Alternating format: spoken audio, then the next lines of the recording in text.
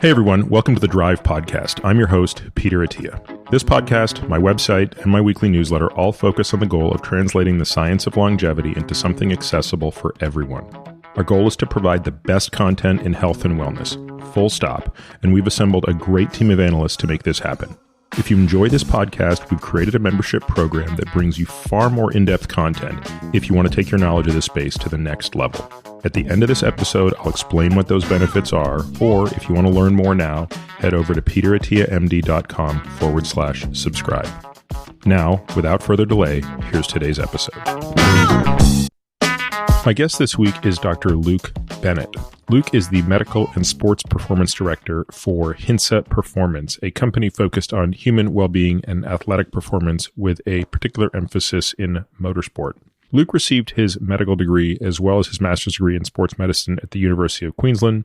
He then spent 7 years training in intensive care before working for 6 years in remote emergency aeromedical retrieval with the Royal Flying Doctor Service of Western Australia, something that we actually talk about in this episode that despite knowing Luke, I didn't know this about him and didn't understand what that meant. I wanted to interview Luke because I talk a lot about my interest in Formula One, my passion for it. And I realized that a lot of people who listen to this podcast might not fully understand why. And I thought that no one could do a better job explaining some of the ins and outs of it the way Luke could. And he does a really great job of that. Again, you can come into this without having ever watched a Formula One race or finding any interest in it. And I think you're going to come away from this thinking, wow, you learned a lot and you have a greater appreciation for the sport of Formula One, what makes it special, why it's so emotionally, cognitively, and physically appealing. We talk a lot about Luke's background. We do, again, an overview of F1, including the races, the driving, the unbelievable travel and physical and logistics and sleep constraints and everything that are placed on all of the drivers and the teams. We decided to release this episode specifically to coincide with the release of season 2 of the Netflix documentary series Formula One Drive to Survive, which just came out on February 28th. And if you haven't seen season 1 of that, I recommend going and watching that first. I think I binge watched it in 2 days when it came out. Can't recommend this series enough. Does a really good job of showing you not just the drama of what happens on the tracks, but perhaps more importantly, the drama of what happens off the circuit. My hope is that if you're not a fan of F1, this will give you a great overview of the sport, why I love it so much. And if you're already a fan, you're definitely going to enjoy this. So without further delay, please enjoy my conversation with Dr. Luke Bennett.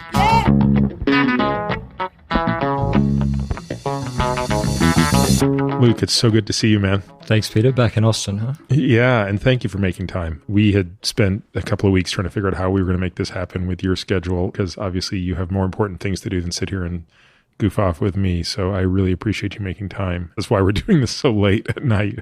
No problem. We got the races the other way around this year with Mexico and Austin. So we actually had a free day beforehand. Worked out well. So let's start with the most interesting thing on your CV, and we're going to get to a lot of things that you do, but tell me what a flying doctor is. The Royal Flying Doctor Service of Australia is pretty unique. I don't think there's anything like it anywhere else in the world, even considering the continent of Africa. Western Australia in particular is a state that's about the same size as Western Europe. It has only 2 million people by way of population and only really one. And one of those is, I mean, most of them are in Perth, right? Exactly. So all of the clinical services essentially are in Perth. And it's actually more economical for the health system to fund an aeromedical retrieval service by fixed-wing aircraft for the entire state rather than building and funding hospitals around. So it's this huge expanse with a vibrant sort of mining industry in particular, lots of underprivileged indigenous communities, a big tourist industry during the winter months, and all sorts of crazy action happening out there. And a couple of these flying doctor bases where you'd have a crew of a doctor, a nurse, and a pilot flying to retrieve patients and then taking them to the capital city. So regardless of the problem, you were usually at best 3 or 4 hours from help, but more often than not up north, half a day to a day away from tertiary specialist care and some really, really sick patients on a daily or weekly basis. So when you take something like childbirth, for example, where there's at least some anticipation of when a person's going to need medical care. Do those patients just sort of come to Perth, or is childbirth something that would be done locally? There's often a plan to fly the patients to Perth, and also there's high rates of unexpected premature labour. So we spent a lot of time actually on obstetrics, which terrified me, to be honest. I came from adult intensive care medicine, and learning obstetrics and paediatrics on the fly like that was sometimes a pretty nervous situation. So if somebody suffers a motor vehicle accident or a heavy machinery accident in the field, the first responders could take how many hours to get there? So first of all, when I started, the first responders were often volunteer ambulance crews. So it might be the local teacher or the local shopkeeper going out to do the first response. They can be easily 3 hours each way drive back to the nearest small hospital. And there's even parts of the state where we would land on the road, on the highway, because it was the fastest way of retrieving the patient. Now, that was pretty uncommon, but typically patients have had a pretty good trial of life by the time we got to them. It was minimum 3 to 4 hours after the insult. Wow. So there's just things we take for granted as far as, I mean, do they have AEDs locally and things like that for people who are having heart attacks? Yeah, so there's reasonable basic resuscitation equipment in these small nursing posts, a lot of really nurse-led clinics around the place, and these nurses were unbelievable. You know, the stress they must face on a daily basis, having to deal with whatever comes in the door. Good resuscitation facilities were there, but it's a case of getting the patient to them and then the appropriate medical skills to them as well. Now, you're from the other coast. You're from the east coast of Australia. You're from That's Brisbane. Right. Yeah, grew up in Brisbane and live more recently on the Sunshine Coast, beautiful place called Noosa Heads. So what took you out to Perth? Did you train there? I did not. The flying doctor job was something that had interested me, and in fact the Western Australian division had a lot more of this primary retrieval work, which was far more interesting than routine shuttling of patients between regional hospitals, which is more the case on the East Coast.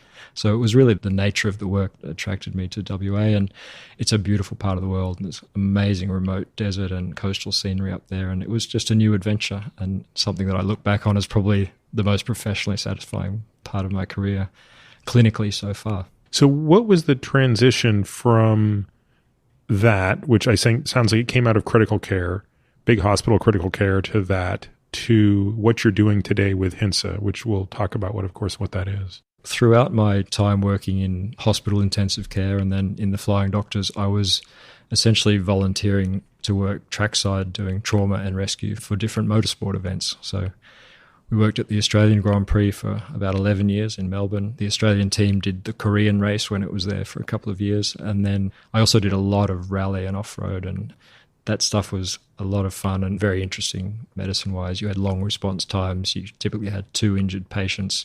You had to do your own extrication and fire suppression, and the patients were generally more heavily injured than in circuit racing. So that was the overlap in terms of career during that phase. And then at the Australian Grand Prix, I met a guy called Adam Costanzo, who was Lewis Hamilton's first physio. He was an Australian guy who'd been to university in my sister's year group, and so we got talking one year, and I met his boss and our founder, Dr. Aki Hintsa, who we can discuss perhaps, and kept in touch with them over subsequent years, to the point where Aki was eventually looking to step back from travel, and I was in the right place at the right time to take the role that we're in now. And when was that?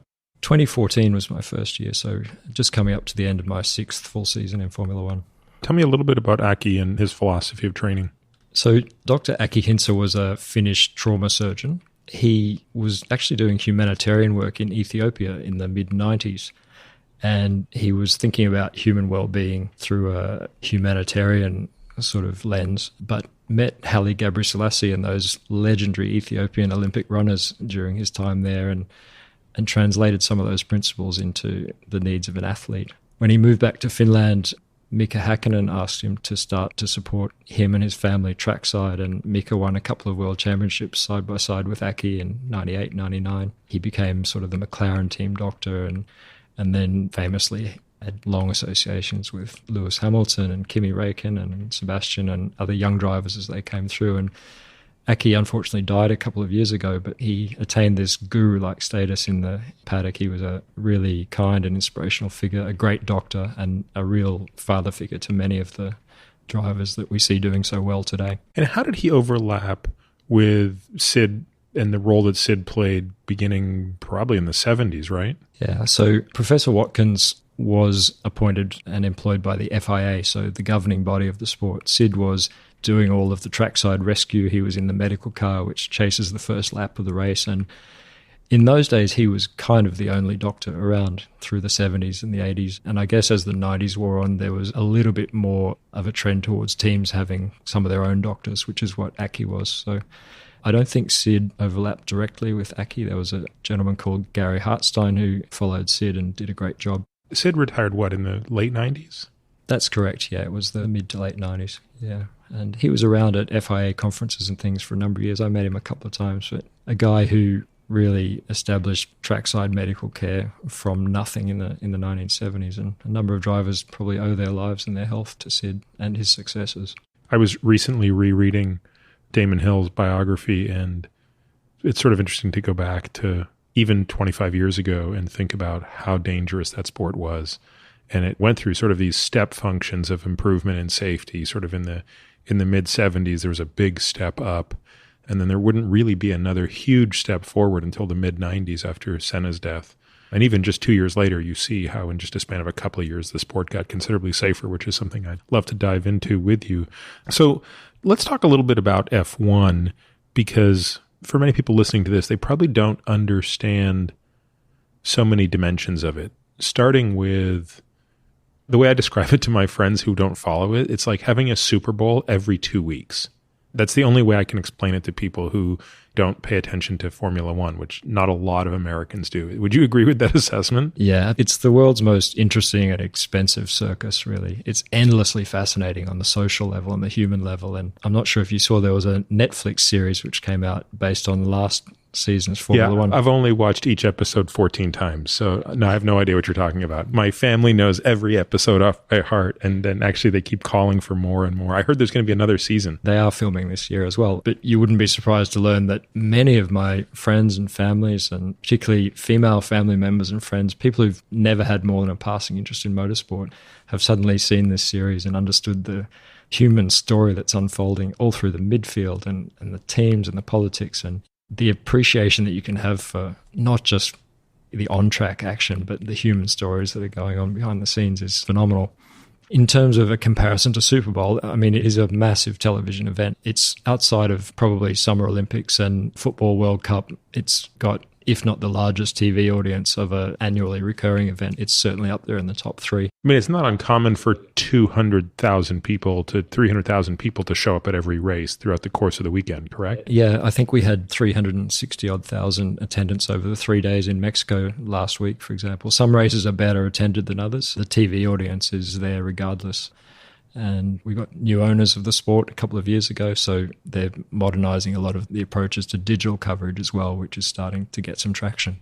And this year, there are 20 races? 21 races this 21 year. 21, and next year 22, and possibly 23 or 24 the year after. So we're probably going to hit a ceiling there somewhere of what the human beings involved in working the sport can take. There's a lot of discussion about how the teams will approach, for example, a 24-race season, because there's a lot of travel. It's a great life. It's a great privilege to work in Formula One, but it's very, very hard on particularly mechanics, engineers, catering staff, people with families at home. There's a limit to how much you can sustain being away. And the teams are going to be budget capped in 2021 at the same time as they're going to have this interesting problem of perhaps rotating staff. So there's never a dull moment. Things are changing all the time. One of the things that first intrigued me when I really started to think about this through the lens of human performance was the management of jet lag. Walk me through what a typical travel schedule would look like, especially when they're on the 1 week pace, which is quite common. Maybe just stepping back and thinking about the structure of the Formula One calendar. So we have these 21 races, and they're organized in absolutely no logical geographical order. The races pay to be the first or the last race of the season. They pay to be on a traditional fixed date. They might be aligned with a particular public holiday or a school holiday block, and that's always the priority over any sort of travel planning logic. So we start the season with 4 races, which are long haul, mostly in Australia and Asia. Going to be 5 races next year when the Vietnamese Grand Prix starts. We then have a slightly nicer period sort of through the European summer where we are on the road working out of trucks in Europe, a little bit less flying. And then we're in this phase now, which is the hardest part of the year. So 7 or 8 long-haul flyaway races again.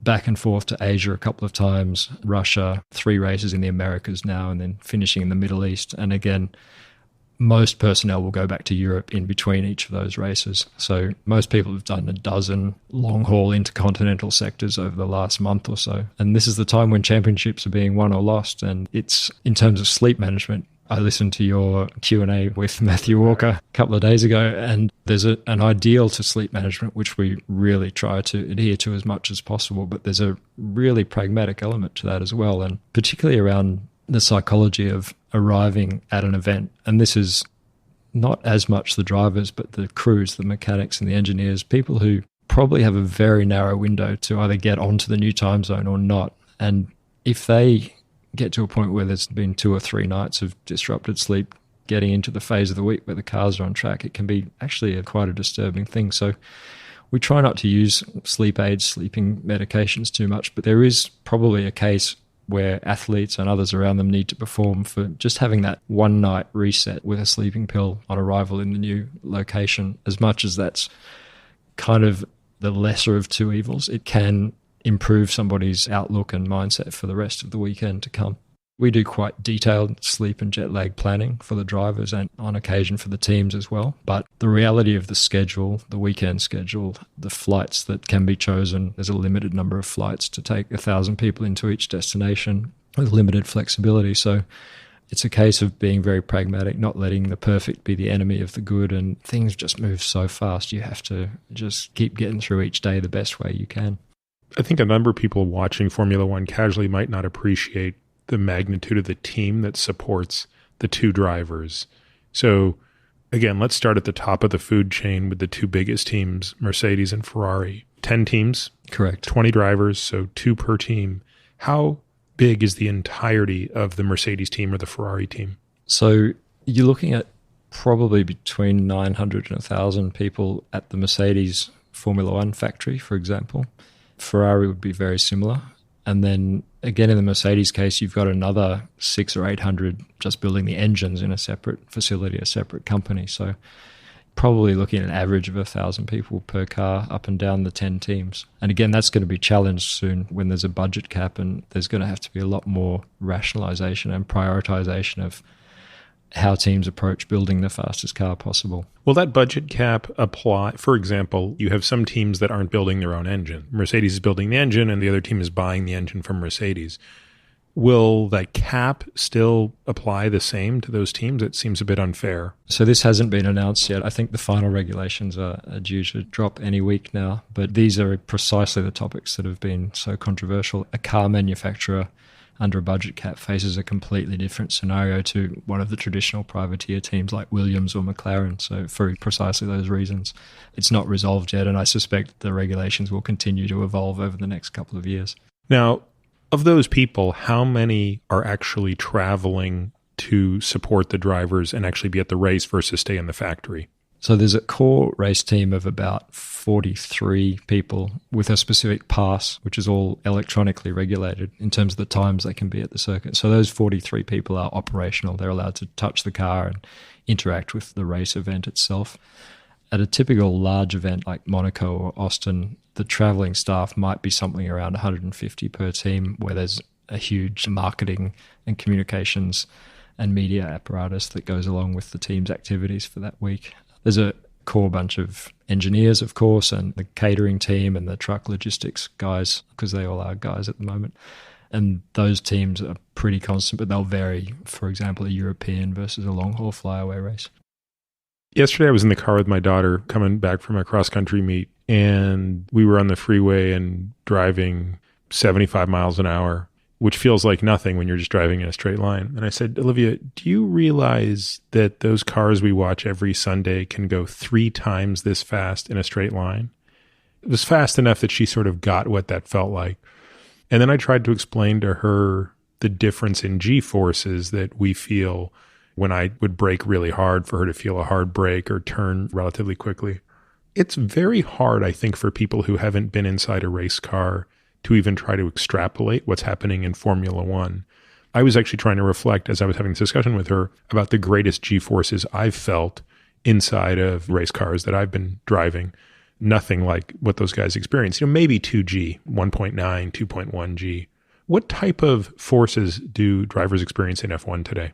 So we're between 5 and 6G on some of the fastest, very high speed, constant radius corners, like the final turn of Monza, for example, a couple of the Suzuka turns as well. So it means your head, your 4 kilo head plus helmet is 4 or 5 or 6 times its normal weight, and you've got to resist that with your neck muscles. So it's an extremely physical activity. And I had a ride in, there's a 2-seater F1 car, which is used at some corporate events. I did some laps of Mexico as a passenger last year. And who got to drive? 2 of the ex-Minardi drivers with the greatest names ever in the history of Formula One. We had Patrick Friesacker driving me around, and Zolt Baumgartner was also there helping out. So I honestly couldn't have done 5 or 6 laps as a passenger. The forces and the experience was so brutal. And our guys it's probably equivalent to doing a pretty intense CrossFit circuit for 2 hours with a maximum of 5 or 10 second breaks around it, while someone else is doing CrossFit trying to push you out of the way of your equipment, and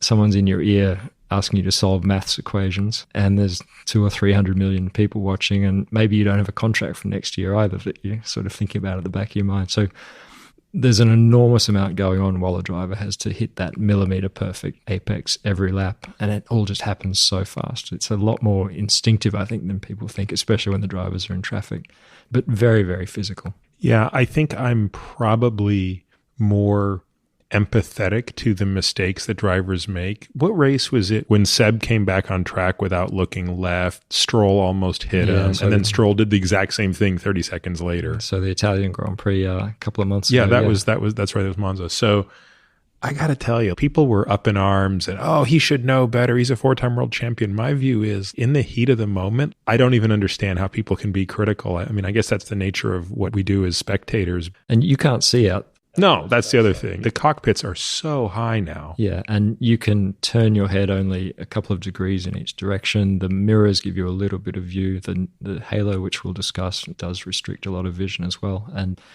it's a difficult problem. The drivers can see sort of the top of their tires. They can't see most of the extremities of the car. So those front wings hang out a long way, and they're very susceptible to damage. So it's almost unfathomable the way they can race in close quarters and literally millimeter perfect, sweeping the front wing of one car across and missing the tires of their colleague in the other. So crazy. It never gets old to me when I'm trying to show someone what type of precision and proprioception is necessary. Because when we think of athletes having proprioception, I mean, that's one of the hallmarks of all great athletes. They sort of always know where they are in space. But driving takes it to another level, because it's not just where you are in space, it's where this car is in space. And I mean, because I'm biased, of course, watching Senna onboard laps in Monaco, I mean, I could do that all day long, because you realize he's coming within 3 to 6 inches of curbs, of walls, lap after lap after lap at speeds that are sort of dizzying. Yeah, changing gears manually, no power steering. Yeah, incredible footage, some of that stuff. But you touch on an interesting point there, Peter. I think this proprioceptive aptitude is something that really separates the great drivers from the good. And as someone who thinks about driver performance, I haven't worked out how we could even study this, let alone modify it. But the way a driver senses what's going on in the adhesion between their car and the track, the fine movements of the car, they sense it sort of through their back, through their legs, through the contact that they have with the seat. And I think the truly great drivers just have this unbelievable level of truncal proprioception and sensory awareness that allows them to feel what the car is doing. And I think perhaps if there's ever a way that we can measure and train that, it might lead to some step forward in driver skills training. Well, that's a great point. I mean, I think anybody who's been in a simulator will tell you that's true. I mean, I have a simulator at home, and I know it's so much harder to catch oversteer in the simulator because you don't have that feeling of oversteer that comes before your visual change. Whereas understeer is all visual anyway. So the simulator seems great for helping you correct that. But that to me just says exactly what you're saying, which is when you deprive somebody of the ability to sense that in their trunk, in their butt. There's that scene in Rush when the character playing Niki Lauda talks about how he was gifted with a great ass. And that's how he sort of knew that this tire was a little bit low in pressure. But I think that stuff's all true. I mean, I just think that the great ones, they feel something. Now, of course, the more interesting question is the one you posed, which was, how would you train that? Most great drivers come from a karting background. Off the top of your head, are any of the 20 guys on the grid now not from a karting background? No, everybody would have started in karting, yeah. They've taken different paths through Formula 4, Formula 3, and different ways to the top, but everybody starts out karting, yeah. Karting is thought to be probably the best training that a Formula One driver can do. There's very limited testing nowadays, so if a driver does want to train skills, then karting is typically the go-to activity. Why do you think that is over, for example, being in a simulator? Is it because you still get the feeling of the experience? You still have to manage the slide and all those things? Yeah, it's a very raw experience. It probably comes back to the very stripped out basics of feeling tire adhesion and car control and car movement in a very accessible way. Going and running a Formula One car of any recent era on a track is not a trivial exercise. It probably takes a team of at least 20 people just to get the thing fired up. But karting is, a pure technical skills exercise that's still worthwhile doing. I know. I sure enjoy it. Anytime I can take my daughter karting, I'm like, this is the greatest thing in the world. There is no greater smile on your face than when you're sliding around on your side on those things.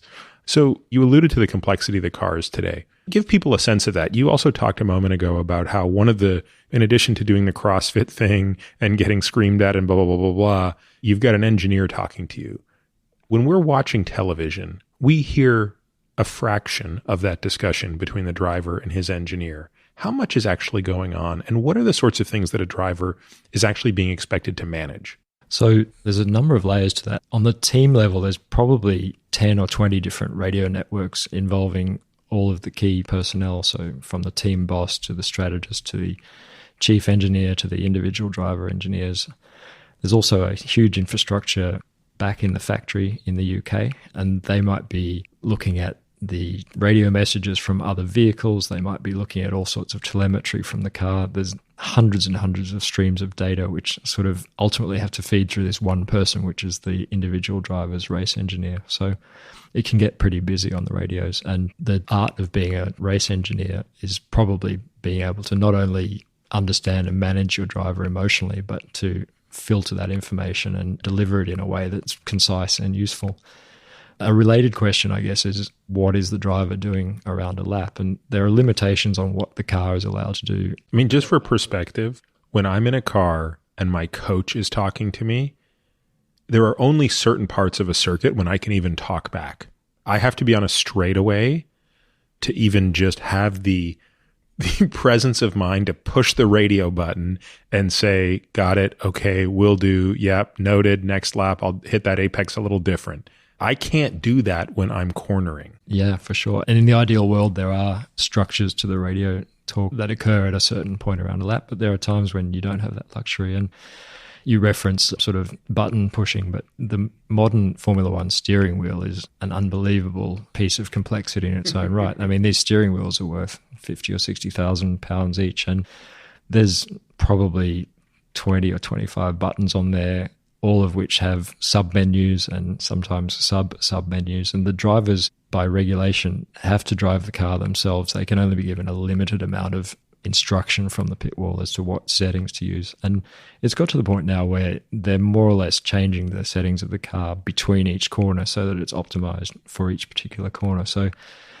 the really great drivers not only have this proprioceptive feel, they've got a bandwidth excess where they can really tune into the car. They can make all these changes fairly automatically around a lap. They have just the experience and the knowledge to understand how the car is going to work.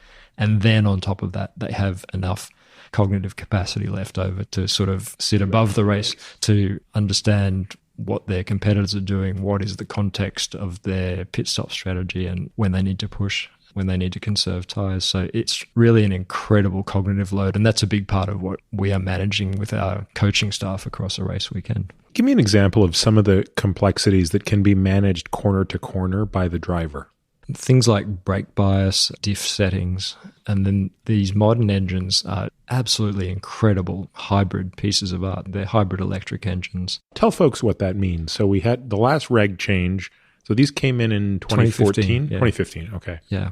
So prior to that, we were talking a pure naturally aspirated, was it a V10? 1.6 litre V6, yeah. The V10s were the good old days some time ago now. But these are electric hybrid engines, so they have a couple of different methods of energy recovery. There's braking energy recovered from the vehicle. There's heat energy from the turbocharger. And these are fed back through a battery to augment. Probably about a quarter or a third of the engine's power comes from this recovered electrical energy.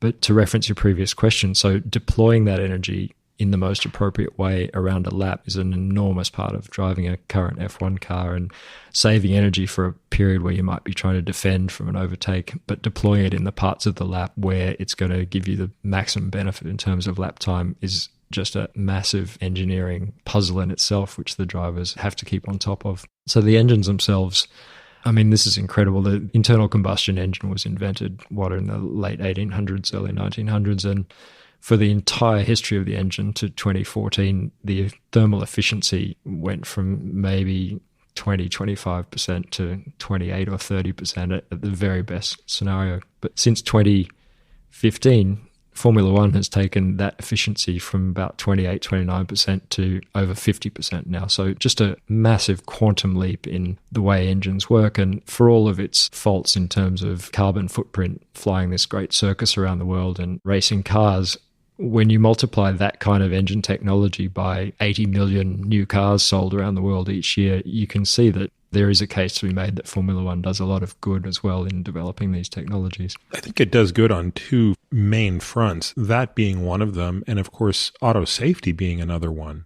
Let's go back a little bit to the efficiency. How long do you think it takes for those types of benefits to trickle in? Certainly, it trickles to the very high-end halo supercars quite quickly within a couple of years. But I think if you look at some of the technology that's coming into your average medium family sedan nowadays, it's probably reasonable to say within 10 or 15 years, a meaningful amount of this stuff becomes relatively standard. And I guess it depends on regulatory pressures in different jurisdictions around the world. But the technology is there if governments mandate the use of it, I suppose. And we'll see, I guess, where we are on this planet over the next decade or so. We're going to see a lot more emphasis on these technologies.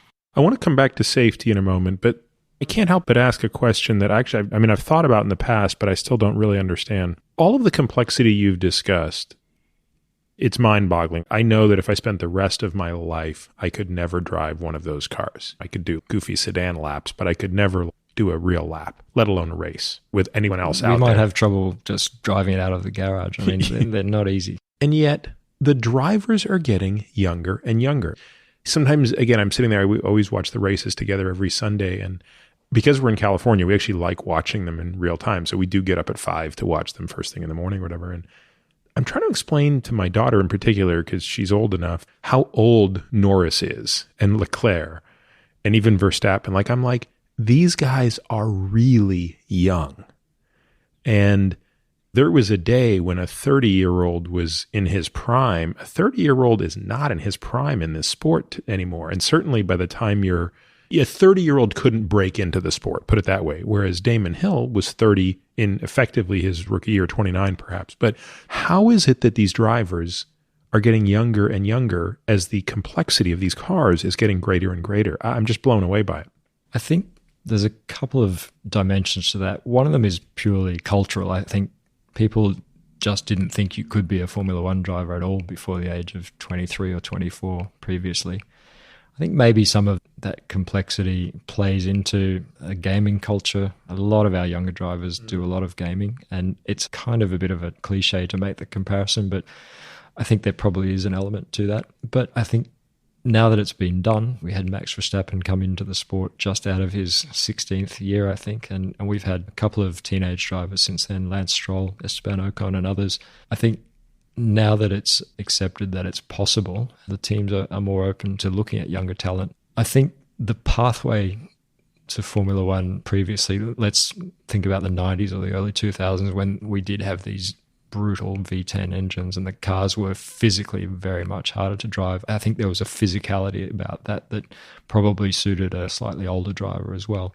The cars are not easy to drive nowadays by any means, but they are probably less of that brutal, raw, explosive, muscular power required for perhaps an individual more well-developed physically.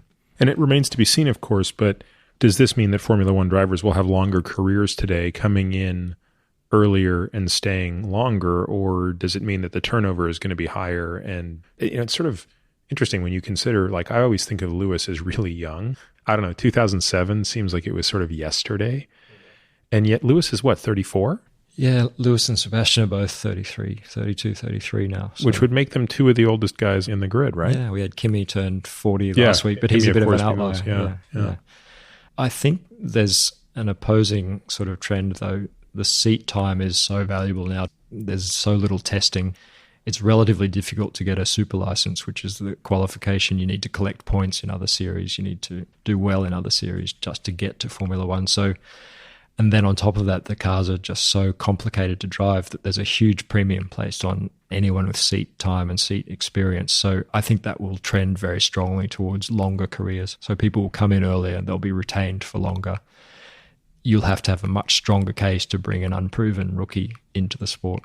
Let's take a step back a little bit and kind of talk about some of these changes that have really taken over. You've alluded to the halo. Explain what the halo is, when it came about, and what the effect of that has been. So the halo is a cage-like device which sort of sits over the top of the driver's cockpit. So just going back to basics, we're talking about open cockpit racing here, and that's one of the classic characteristics of a Formula car. It's got open wheels and an open cockpit, and traditionally you could see the driver. The halo is this device which has been constructed over the top to protect the head of the driver, which was the one last remaining big vulnerability in terms of safety.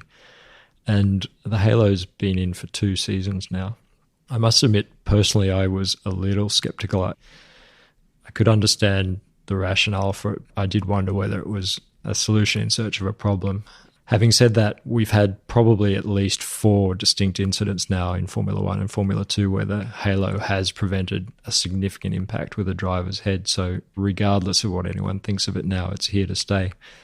The current halo is not a pretty thing. It's definitely probably in its first iteration at present, and it will be developed. I think in IndyCar this year, they're using an evolution of the halo, which has more of a jet fighter screen around it, which is much, much more aesthetically pleasing. And I think... Instead of that bar down the middle? Correct. And I think when things like fogging and airflow, and you have to account for all weather conditions and all visibility conditions, and when those problems can be solved, probably we'll move towards an aero screen with an opening out the top so that it's still technically open wheel racing. And it's a pretty impressive piece of kit. I mean, it's 7 kilos of titanium. The test the halo apparatus has to pass by FIA regulation is something like a 10 to 12 ton load, a large bus being sat on the top of this 7 kilo device and not deforming at all. Just, again, another example of unbelievable, remarkable technologies that go into these beautiful works of art, these cars that we can sometimes take for granted. And there's another thing that we wear in a car called a Hans, which it's been around almost exactly 20 years now. It's been in Formula One a little bit less than that, maybe 15 years. You've indirectly alluded to it by explaining why the driver can't turn his or her head, well, in Formula One, his head, I guess, but left to right. What is the Hans doing, and how is it saving a life? So the Hans is a head and neck support device. Hans is actually one of several brands that are on the market, but it's the one used most commonly in open wheel series. It's a carbon fiber device that sits on top of the shoulders of the driver.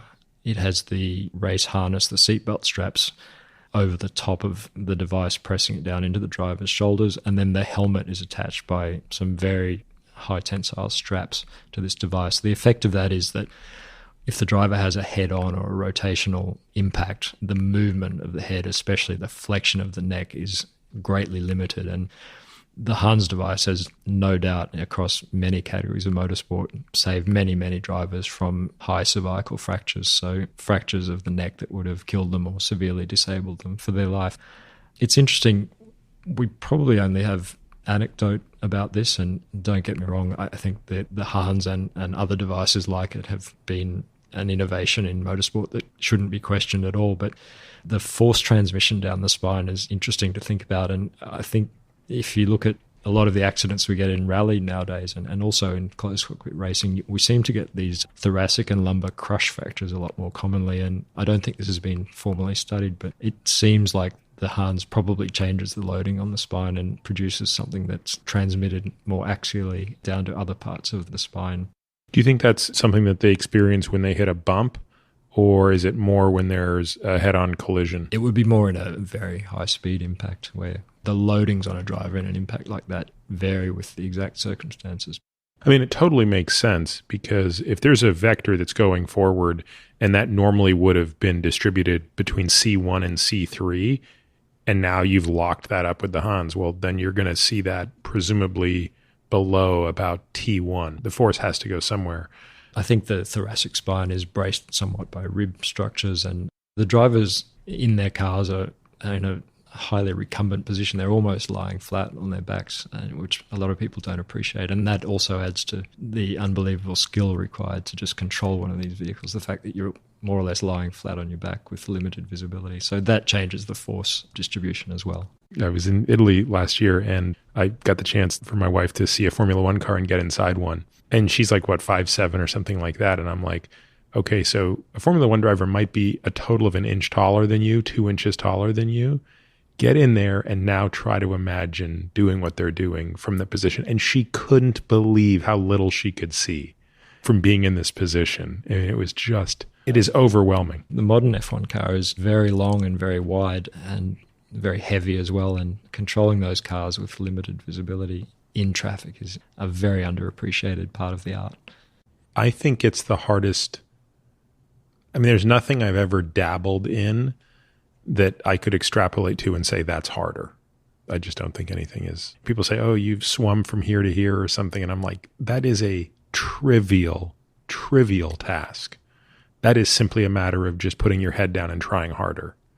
That doesn't speak to what you're describing here. It's a sport with many complex layers and a lot of that social complexity too. Yeah. How do you manage? I mean, is that part of your job description, or is that just something that based on your own personality, you're obviously very thoughtful, you're very introspective, that you've sort of gravitated to, which is you have the luxury of being sort of there to serve everyone, but you have huge personalities. You have a sport with only 20 athletes, but 10 owners, and they all have to be under one roof effectively 21 times a year.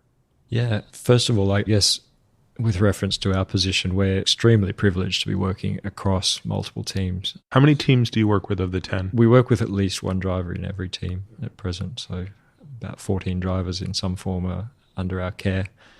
I never take that for granted. It's an enormous privilege, and it goes back to Aki's time, really, when the model we use is medically led, and the medical services that we provide, I think, are kind of the glue that cement those relationships. And I would say, so our model is that we have a performance coach who people would refer to as the trainer or the physio who accompanies each driver. This coach will attend all of the races and normally train with the driver in between races as well all year. So they have a very close one-on-one relationship. We tend to use mostly sports scientists in our team.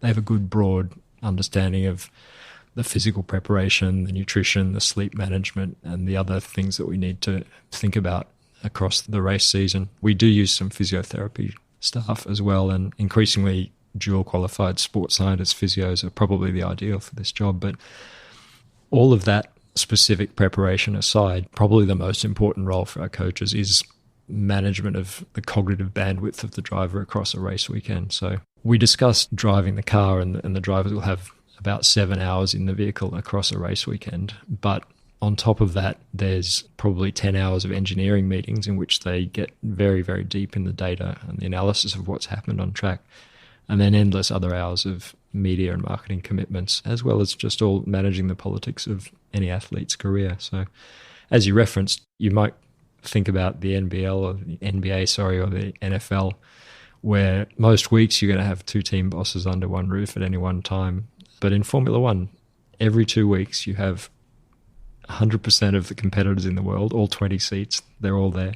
You've got all the team principals. You've got a good percentage of the team owners. You've also got the principal regulators of the sport and the owners and promoters. And all of those people are mingling freely with the media. There's nowhere to hide in a Formula One paddock. It's a big traveling family. So that does add a certain level of political, I wouldn't say tension, that's probably pejorative or negative, but it does add a real social complexity to what these athletes need to get out and do, which is ultimately drive the car.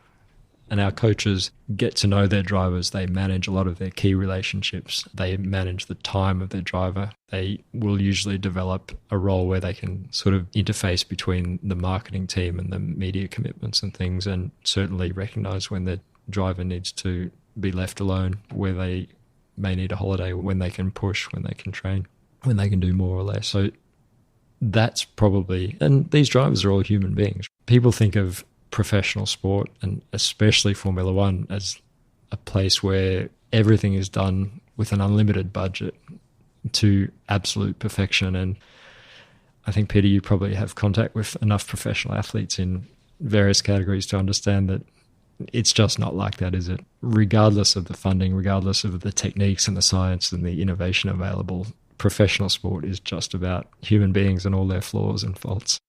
Well, yeah, I probably don't have nearly as much experience as you, but I think what's most interesting to me is that even the people who are the best, most of them still have the same sorts of doubts that quote-unquote normal person would experience. And you see it across seasons where people get into slumps and you get a bad bounce. You get things that just don't go your way for a period of time, and all of a sudden it sort of shakes your confidence. And I don't know. I mean, I think in a sport like Formula One, I would have to guess that the toll of that is really great. There's nowhere to hide. It's like tennis. There's no ambiguity about who's driving that car or who's on that side of the tennis court or that side of the tennis court. And yes, there are plenty of examples when a driver is doing everything right and the car fails. Certainly Seb a couple of weeks ago, best line of the whole Formula One season, by the way. Bring back the bleeping F12s, V12s rather. I just have, like I said earlier, I think I just have great empathy for the load that they must be under. And yeah, you can say, well, look, come on, they're athletes. They're doing something really fun and it's really great. But I often wonder if it's as fun as we think it is compared to, I'm always reminded of Senna at the very end of the documentary talking about how you get the sense that Formula One just wasn't as fun to him at that point in his life because he was hearkening back to his days of karting. He just kept saying, like, there was no politics, there was no money. It was just about the pure joy of racing. And I do wonder, when you talk about some of those obligations that these guys have in the political games that they have to play and just the unhappiness. You referenced the younger drivers coming through.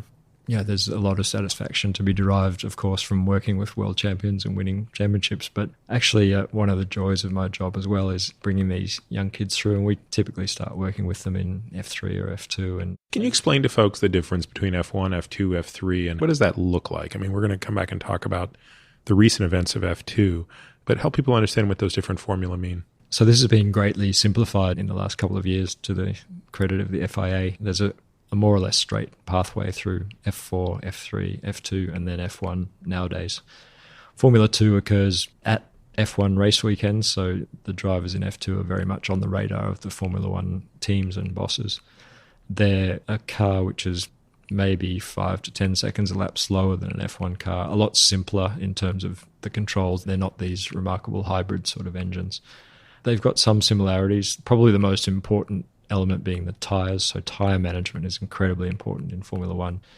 And the drivers in F2 and to a lesser extent F3 have to learn that art in those categories. F3 cars are a little bit simpler again, sort of no power steering, a lot more physical, a lot more brutal to drive, but slower. And typically how old are the folks in F3 and F2?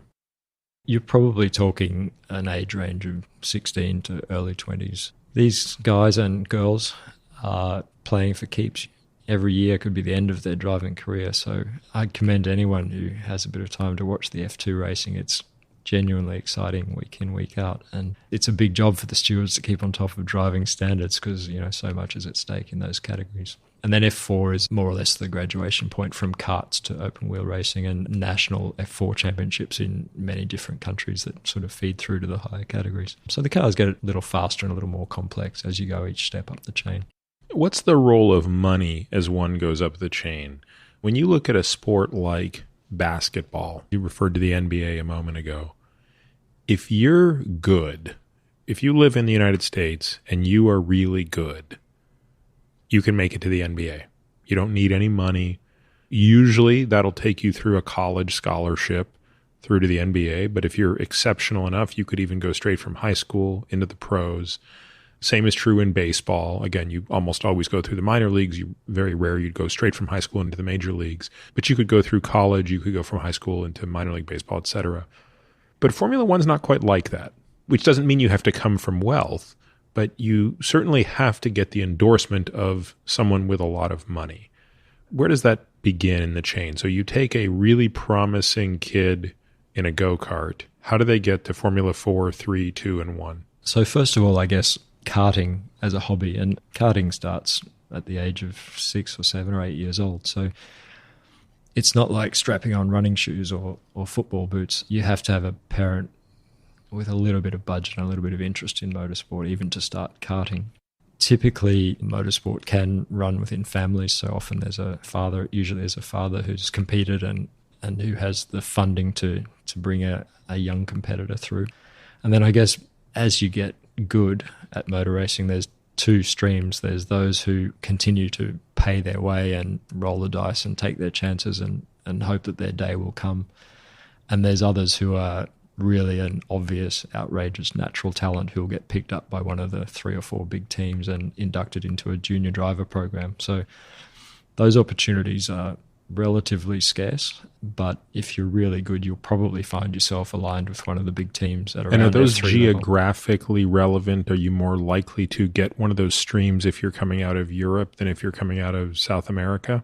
I think Europe is absolutely the geographical center of the sport. It's very difficult to succeed from Asia or from any of the Americas without ultimately ending up in 3 or F2 in Europe, because that's simply where the racing is conducted under the noses of the F1 teams, and that's where those top levels of category actually unfold. So yeah, there's 20 seats in Formula One. Unlike tennis or golf or football, where there's 100 or 200 or more competitors at the very highest level, these drivers are competing for an extraordinarily small number of positions, and everybody who's there, regardless of how they've been funded, is there on some kind of merit. They've had to win championships or do well in junior categories just to get the super license points to be eligible to drive in F1. So I would posit that the depth that we see in the field currently is by far the best it's ever been, and it's getting better every year and really adds to the stories all down through the midfield where some of the most interesting action unfolds. It's not just about the Mercedes cars or the Red Bull cars in recent years dominating at the front of the field.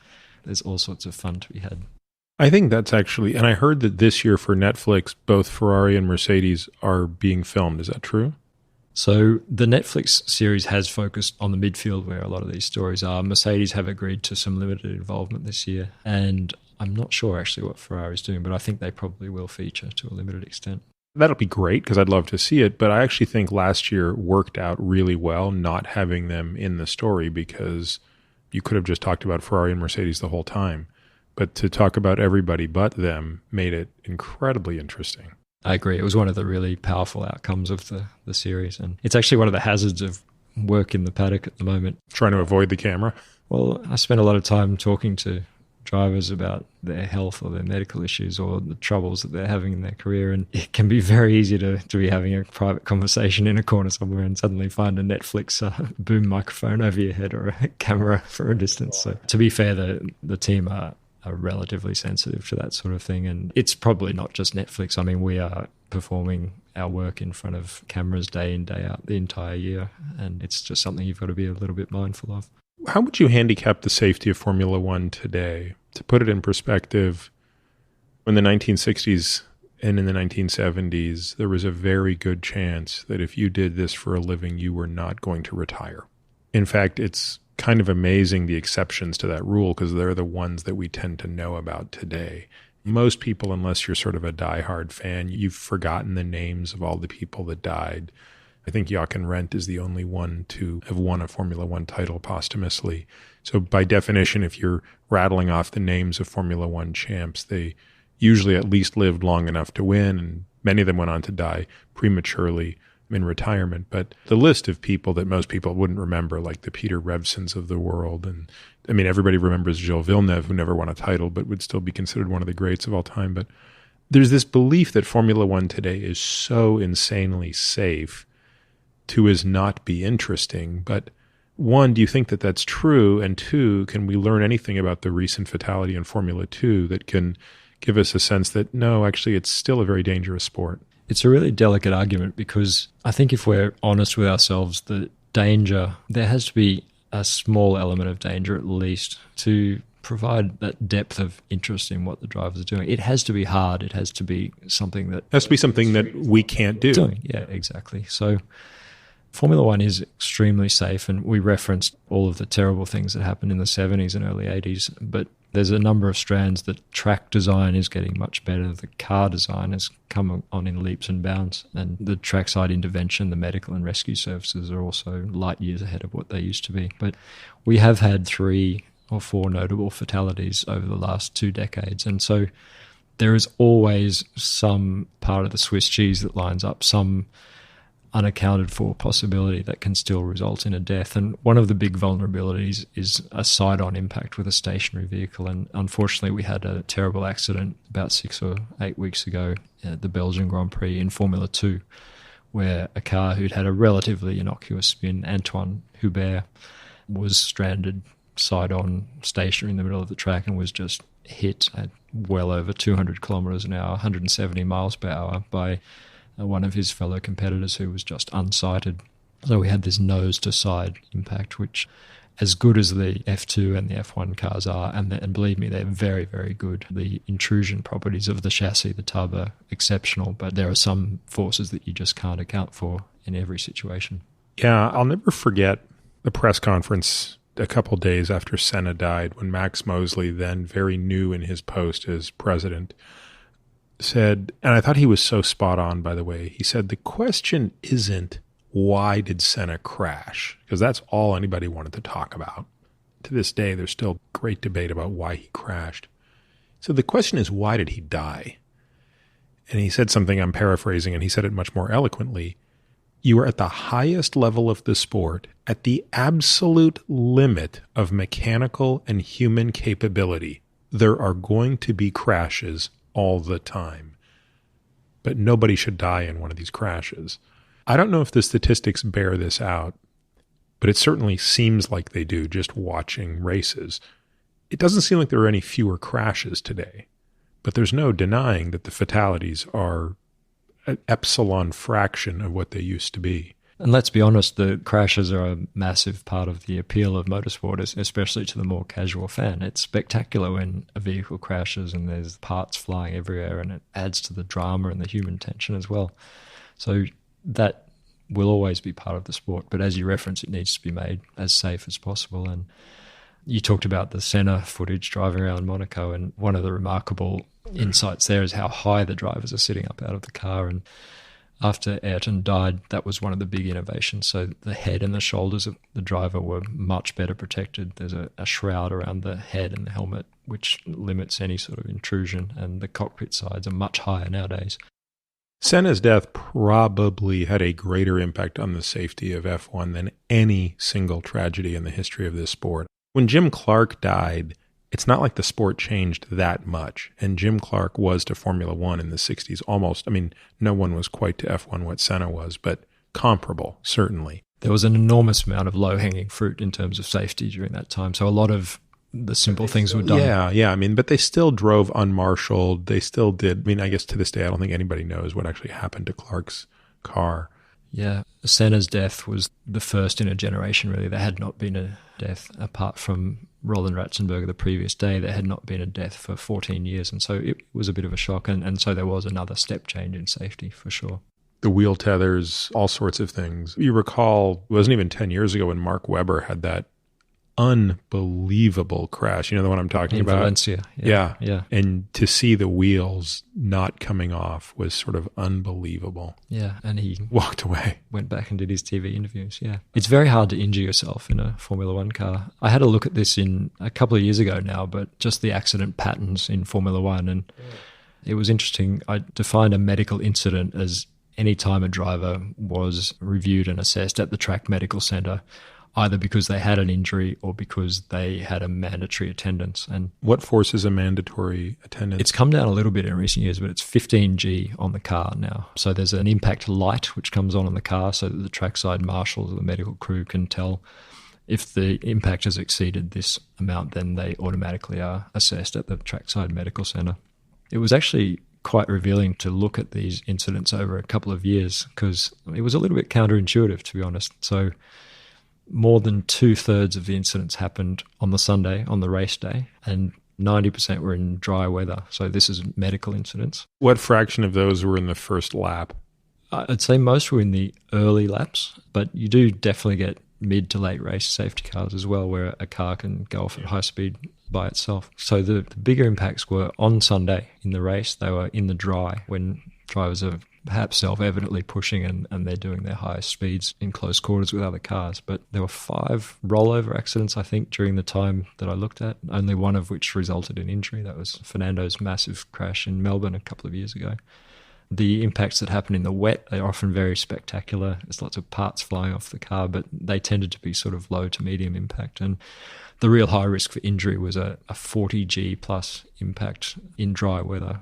Can you even put that in context for me for what a normal person would experience on a freeway? We don't have the sensors, I know, but can we even estimate? The impact on a car, it's a very crude measurement actually because it's measured sort of on the chassis. It doesn't really correlate that much with what the forces are on the driver. And of course, the direction of the impact influences the vector of that measure. And where is it picked up on the chassis? Because if it's before the chassis collapses, then obviously a much lesser fraction of that would hit the driver, hopefully. That's a very good question to which I do not know the answer. So the drivers also have this in-ear accelerometer. They have a 3-axis accelerometer in their earpiece, and that's interrogated later. So there's a much more accurate data analysis which comes after an accident by the FIA. But usually that information income's not going to benefit the treatment or the management of the driver on any given day. That's going to be a lesson for the future. And that reflects, of course, the forces on the skull much more closely because it's actually sitting in the middle ear. The driver can sustain very, very high peak G-forces if they're instantaneous or very, very rapid in terms of a spike of force. The lower forces, if they're sustained over a longer period, and we're talking sort of tenths of seconds rather than thousandths of seconds, those are the impacts that can do a little bit more damage. That's interesting. And of course, if you come down to seconds, holding 5G for 2 seconds on part of an arc is... Yeah, that's not going to injure you, but it's not going to injure you, but boy, that's next level. People don't get, I suppose, how tired drivers are after the race. I mean, I've got to see some drivers after races, and they look as exhausted as someone who's, as you said, done 2 hours of a brutal CrossFit workout. And even walking up a flight of stairs looks like it's asking them a lot. The cars took a step change in speed and power and grip. It was the beginning of 2017, so they became much more physical to drive at that point. By and large, an experienced F1 driver will cope with most scenarios. They'll be tired, but they're well within their physical capabilities. How much weight will a driver lose during one of the hotter races? I guess Singapore is the archetypal physical race. It's a race which always goes for the full 2 hours. It's a city street race. It's got more corners than any other circuit, 24, 25 corners, and it's all 90-degree turns at moderate speed. So in tropical heat and humidity, the drivers there will often lose 3 or 4 kilos in weight. They have in the car a drinks bottle. If their engineer's being very kind to them, that might be 1.2 to 1.5 litres for a race like Singapore. Usually it's about half a litre, but it's hot. It's like drinking tea after a few minutes in the car. So the driver area at the end of the Singapore Grand Prix is quite something to behold. It's drivers coming in flushed and exhausted and a faraway look in their eyes, and that's a race where recovery is particularly important. Now, there was a rule change a few years ago with respect to drivers' weight. What was that? Yeah, the drivers have always had a pressure on them from the engineering teams to maintain their weight at the minimum possible. And I guess you're trying hard and spending millions of dollars in some cases to shave hundreds of grams off the car. So losing a kilo off the driver is a relatively easy thing for the teams to ask with a favorable cost-benefit analysis. My favorite example of this was back when I used to be a sort of pathetic cyclist. I remember once going into the bike shop to get some new bottle cages, and they had like the regular cages were this much, and then the super duper fancy carbon fiber cages that were 19 grams lighter were 10 times more. And the guy at the bike shop was trying to talk me into getting them. And I was like, look, dude, before I go and drop an extra couple $100 to save 19 grams, I've got about 2 kilos I could afford to shed. I think I'll save my money for now. Yeah, fair call. So we were at the point where we had these younger drivers, these teenage drivers coming in, a number of whom were quite tall. We had some of the older drivers like Mark Webber who were in a continuous battle to save weight. And honestly, we were starting to see some unhealthy... What was the minimum weight set at?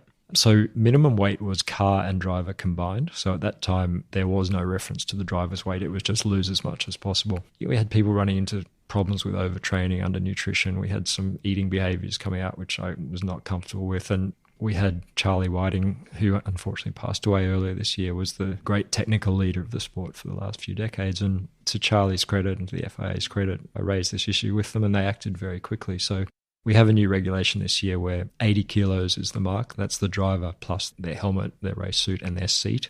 And any driver who's below that level is ballasted up to 80 kilos. So it basically takes the driver weight out of the equation to a large degree. And I must say the drivers are absolutely delighted with this. They've just got the luxury of being a kilo or a kilo and a half heavier. They can put on a little bit more muscle. Their nutrition's just not quite the chore, the daily misery that it used to be. And I think we're in a much better place for that regulation. Now, we've had women get very close to F1. I think there's even been women that have competed in races, but not for a complete season. Is that correct? Yeah, there have been 2 or 3 women who competed, and one scored half a point, I think, in the 1970s when half points were awarded from time to time. So it's been a pretty rare thing. We had Susie Wolf drive in free practice on a Formula One weekend as recently as a couple of years ago, but it's been a long time since a female driver has raced in a Sunday race. Are there any females in the F2, F3 pipeline? Not obviously at the moment, no, but we have this year seen the advent of an all-women's racing series in Europe called W Series, and we've been closely involved in that, and I must say it's been really a huge success on many levels and a wonderful experiment, and I look forward to seeing that develop over the next decade or so, because it's a really vexed question, gender and motorsport. I think there's a perception that driving an F1 car is like being a fighter pilot, for example, where I think intuitively men and women should be relatively equal. It's a fine motor and a cognitive skill. But the truth is that, as we've discussed, Formula One is an extremely physical activity, and it's not so much F1. I think F1 maybe does play to the strengths of women in some ways, some of the social complexity, some of the spatial stuff, the power steering. I think a woman absolutely can succeed in F1, but the problem comes at the grassroots levels of motorsport, where we A, have a very small pipeline of competitors coming through, and B, the environment in F3, for example, is pretty hostile. The cars are more physical to drive, and they're up against, frankly, teenage males with differences in risk-taking behavior, testosterone levels. There's both physical and... Right, so the lack of prefrontal cortex in these male drivers is actually a competitive advantage to them at that stage in driving, probably. Again, I mean, there is academic literature of this kind of stuff in Olympic sports, for example. There is some evidence for the physical and cognitive differences between male and female athletes. But I think basically to find a woman who can succeed in F1, they are absolutely out there, but they'll probably be an outlier. And by definition, then you have to be bringing more women through the pipeline to find those outliers. And W Series is a great first step, in my opinion, towards just providing another avenue for women to get to the top levels of motorsport. And certainly there are cultural things that need to change as well. I mean, fathers who are funding motorsport careers undoubtedly favour sons at the moment, but hopefully that will change as well. W Series has proven to be a great TV success. The TV ratings have been great. The depth of the driving talent has been, I think it's exceeded all expectations. The racing's been really good to watch.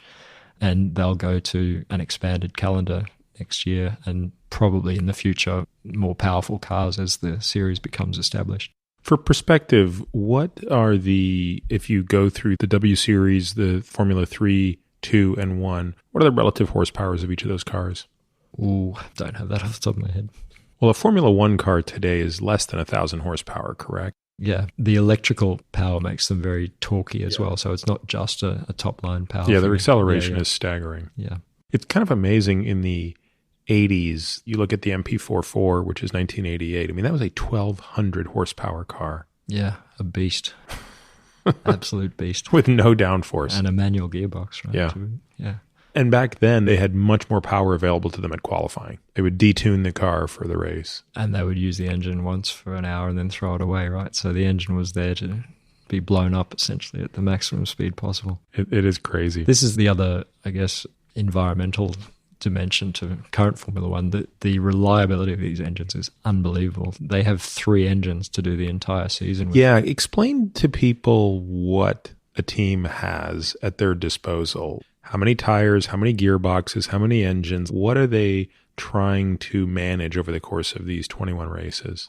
This is all part of the chess game, part of the really interesting strategy. So you have, as I referenced, 3 engines across, and the engine comes in different parts. There's the heat recovery system, the kinetic recovery system, the battery. So you can replace some of those parts individually without some penalty. But basically, you've got to do your Friday practices, you've got to do your Saturday qualifying, and a third of the races on one engine. And I mean, that again is an extraordinary step forward from where we were even 2010, 2011. So principally a cost-cutting measure, but something that absolutely will flow through to the reliability of road cars.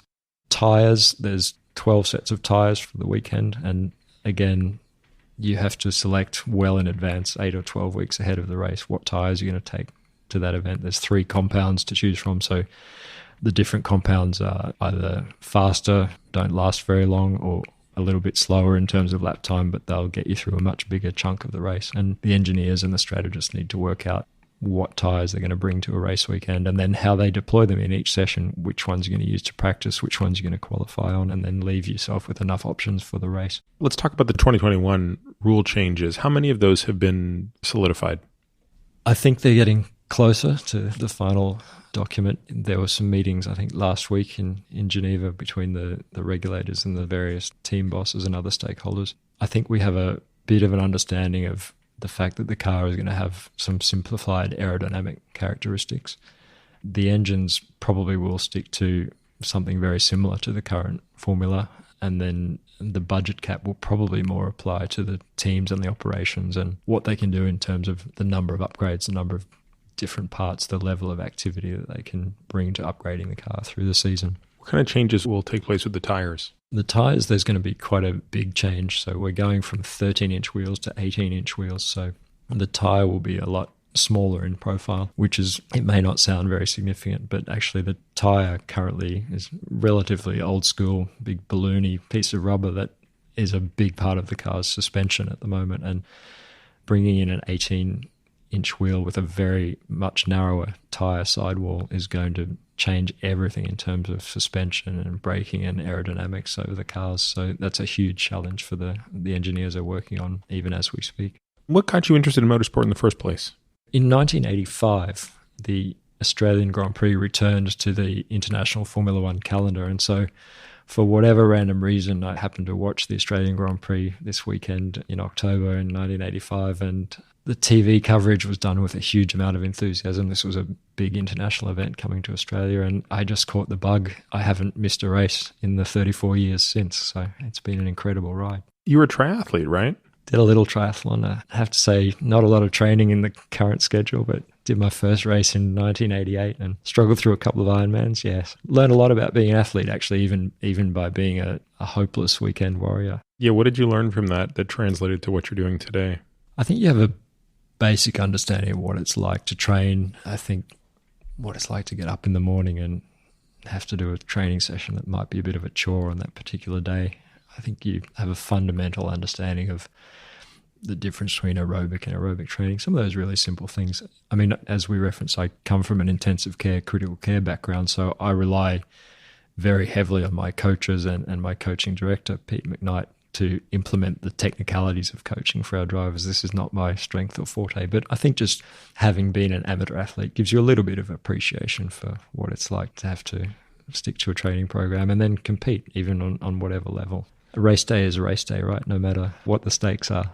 Yeah, it's interesting, right? I mean, it's sort of like you can take your own race as seriously as it's being taken on the world's biggest stage. Yeah. And I look back now, and Ironman in particular, so badly. There's so many things I would do in terms of nutrition, in terms of sleep, in terms of structure of training now. I'm looking forward at some point in the next decade to having a second triathlon career and implementing a lot of the things I've learnt from my fantastic coaches in recent times. It seems that the drivers today are much more tuned into nutrition and exercise than drivers of 25 years ago. Again, Senna, I keep referencing him, was kind of the outlier. I mean, the seriousness with which he took his fitness, with which he took his training, was the stuff of legends. That was not the norm. I mean, when you look back and you watch James Hunt, amazing driver, not training. It's interesting that you mentioned James. I think probably Niki Lauda was the first, and Niki, in recovering from his horrendous injuries in the Nürburgring in 1976, was maybe the first example of somebody who really implemented a serious physical training regimen. But certainly Senna was a big standout in his time, and then Michael Schumacher perhaps built on that into the current era. But yeah, the benchmark keeps rising, and most of the drivers are, even if they're not particularly interested in the absolute peak of physical preparation, they have a pretty reasonable understanding of what a strength workout is and what their aerobic capacity needs to be to get through a 2-hour race. So I didn't know this about you until somewhat recently, but you survived cancer, and it was quite advanced.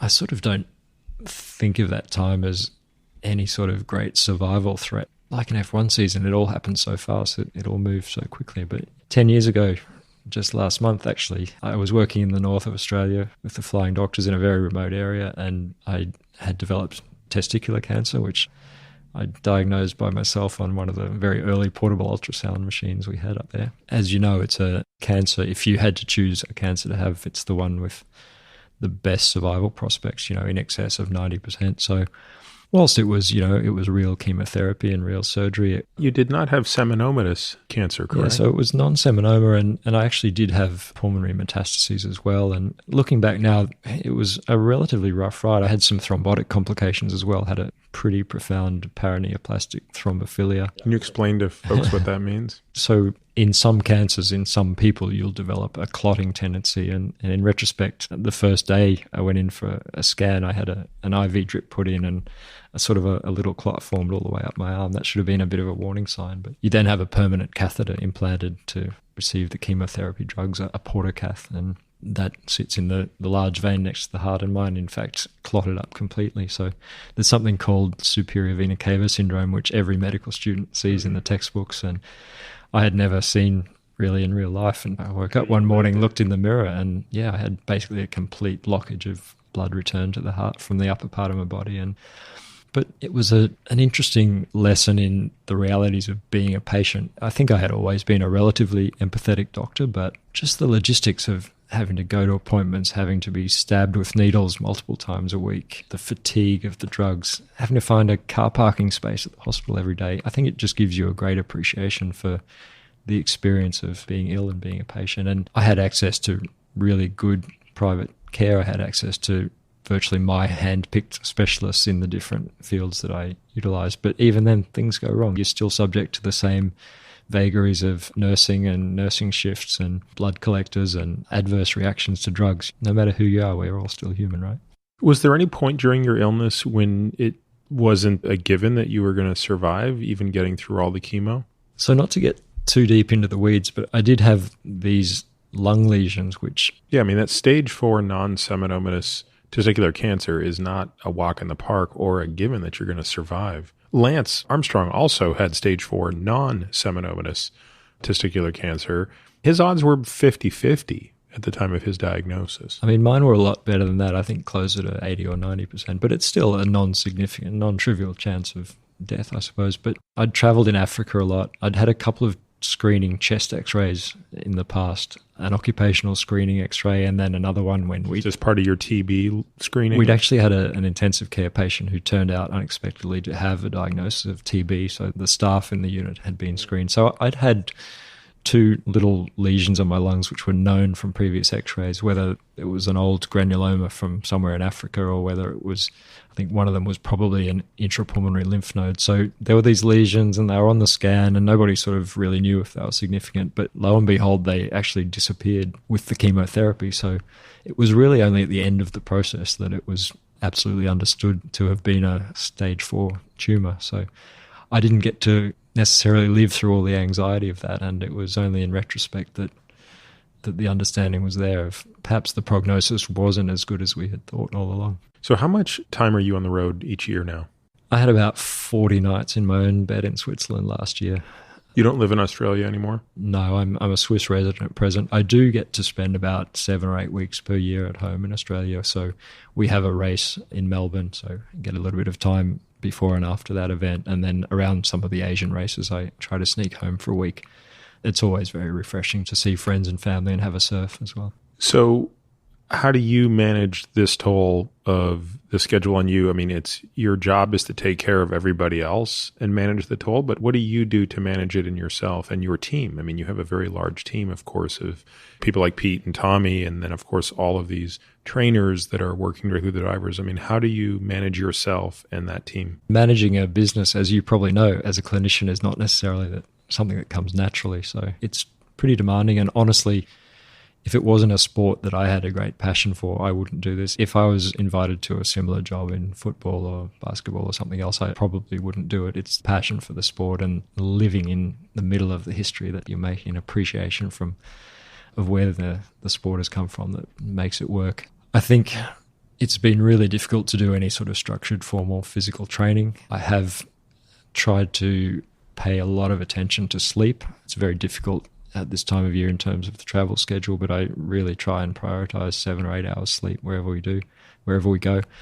And nutrition, I suppose, I've used a lot of time-restricted eating in recent years. As you saw last year when you visited us in the paddock, we're presented with an abundance of really palatable, excellent food and team buffets. And it's remarkable to the extent to which you can eat quite healthy if you choose to, but there's certainly some desserts there which are hard to pass up. And I think time-restricted eating and a little bit of fasting, not to the extent of long fast like you've famously experiment with yourself, Peter, but that stuff can be really powerful. And just trying to get outdoors, get in the sunlight. It might be only every 3 or 4 weeks that you get to get outdoors 3 or 4 days in a row, but just try and get on the bike, try and paddle, try and do something, and also move throughout the day.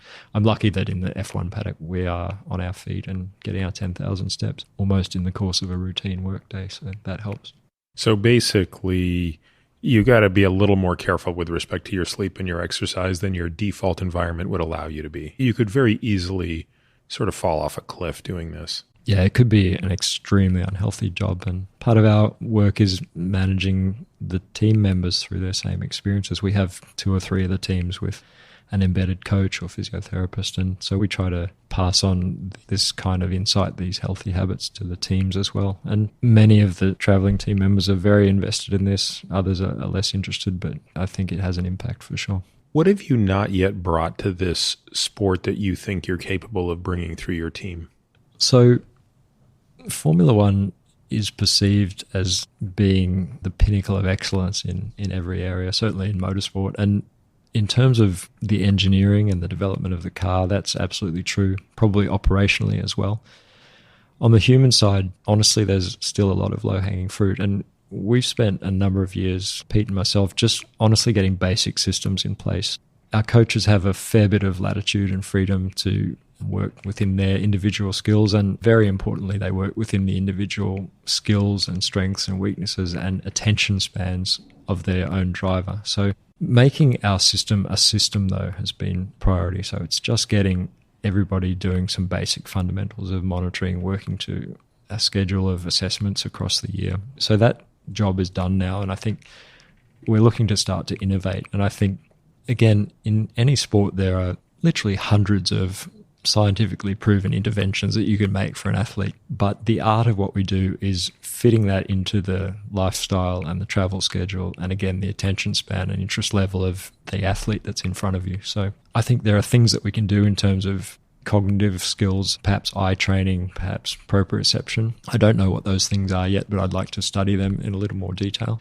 There's an incredible lack of physiological monitoring of any driver in the car even now, and perhaps we can talk about that a little bit in a moment. But the other interface probably is bringing together the way that an engineer manages their driver across a race weekend with the coaching that we are doing. And we've started over the last year to really try to get the engineers to work more closely with the performance coaches, and likewise to give our performance coaches a bit more engineering knowledge and understanding of what the overlays of a good lap time looks like, what it means to brake later, to steer differently, and try to get those two streams of information coming to the driver to talk to each other and integrate a lot more. Why is there such a dearth of physiologic information going back to the paddock? I mean, when you sit in one of these garages and look at the information that's coming in about the car, it makes the information that the mission control was getting from the moon landing.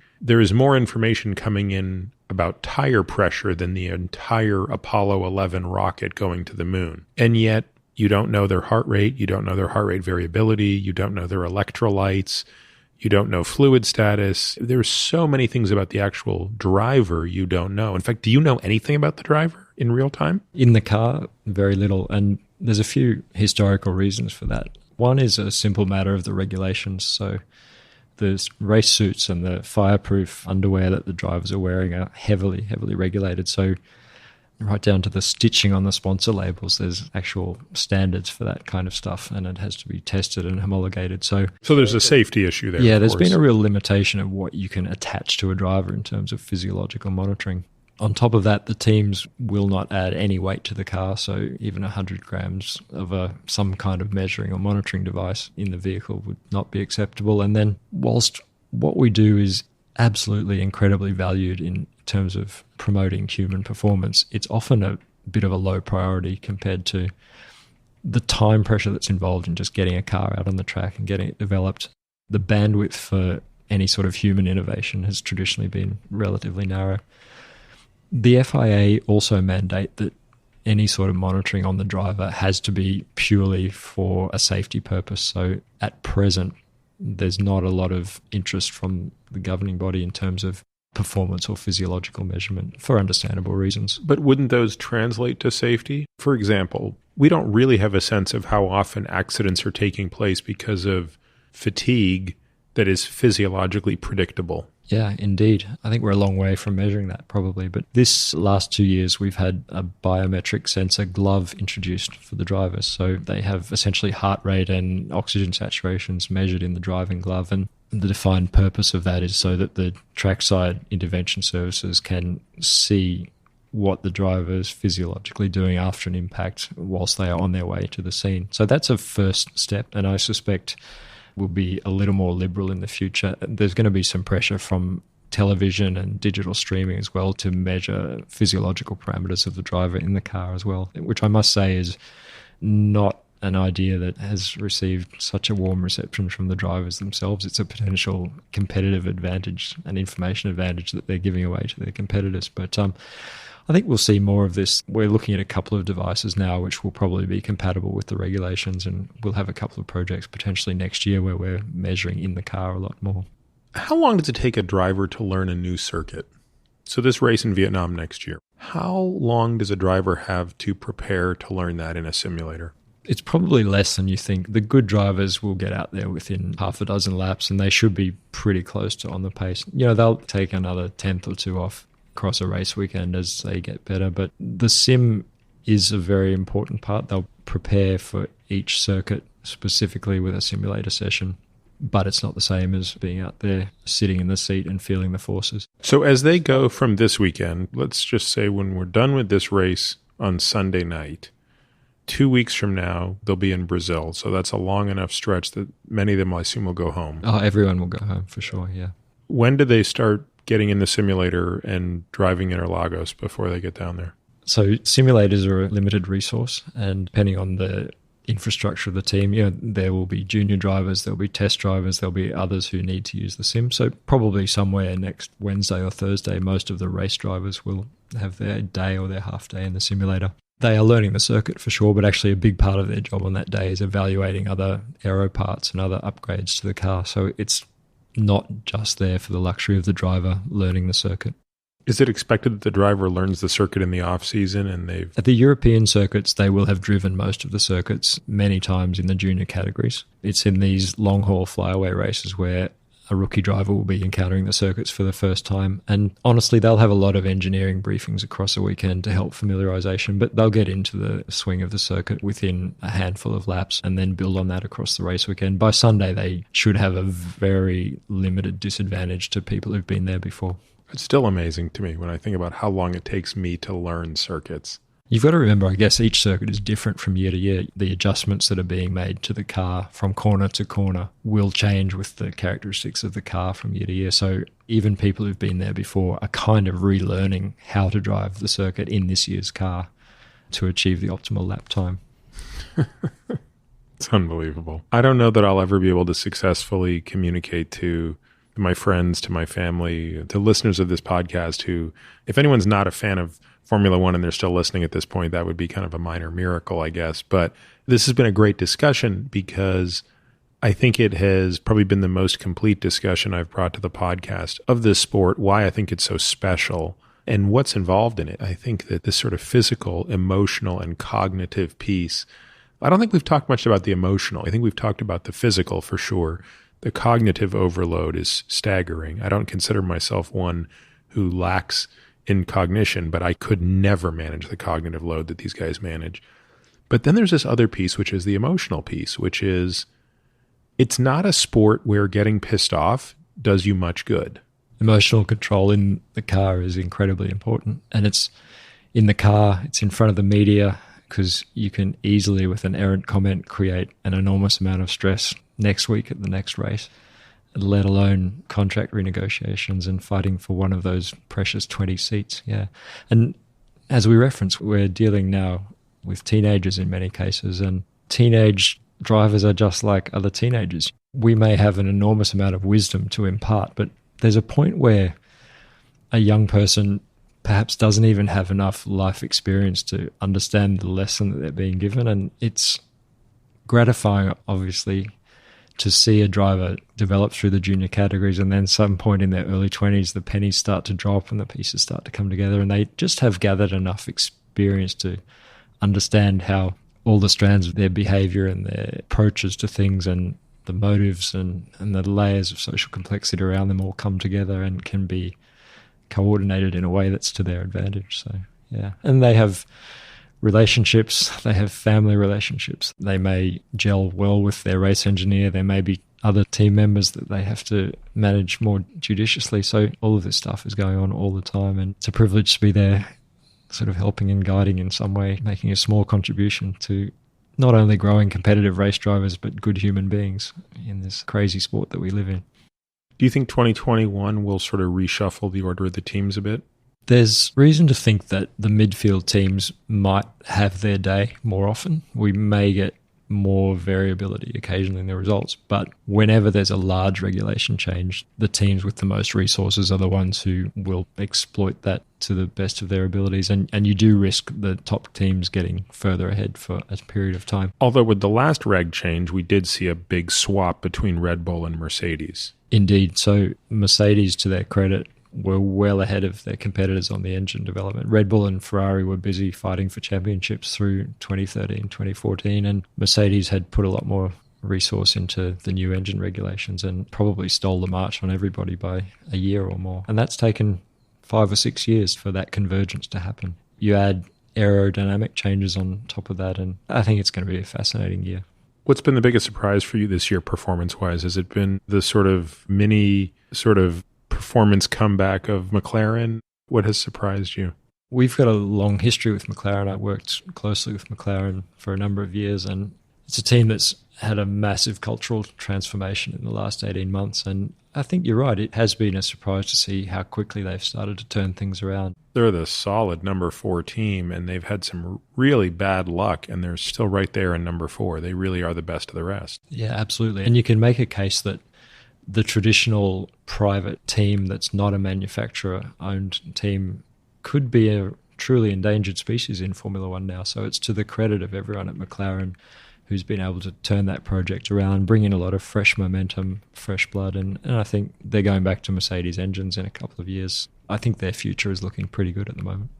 Luke, this has been awesome. It's so late here in Austin tonight. I'm just glad we got to record this. I knew that it was going to be really hard for us to find a window to talk, so I'm grateful that we've been able to find this one, and I'm grateful for all the insight you've shared with us, and I never get tired of talking about Formula One with you. So thank you for humoring me, continuing the discussion, and doing so in front of a few other people. Yeah, well, we've got a couple more days to dissect a lot more detail about the sport. Can't wait to do so at the track. I appreciate the opportunity, Peter, particularly to talk to a North American audience about this sport, because it is traditionally very European-centric. And I think anyone who watches the sport for a couple of months or watches the Netflix documentary, gets into a little bit of the soap opera, understands a few of the personalities there.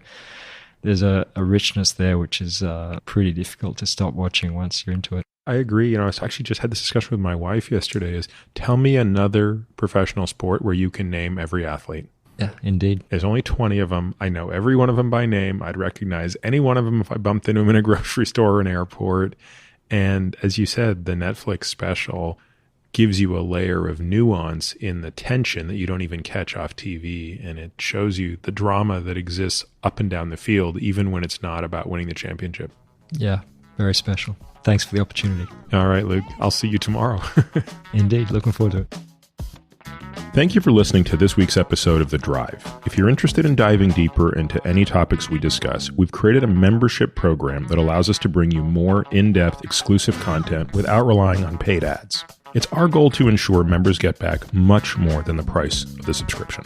Now, to that end, membership benefits include a bunch of things. 1, totally kick-ass comprehensive podcast show notes that detail every topic, paper, person, and thing we discuss on each episode.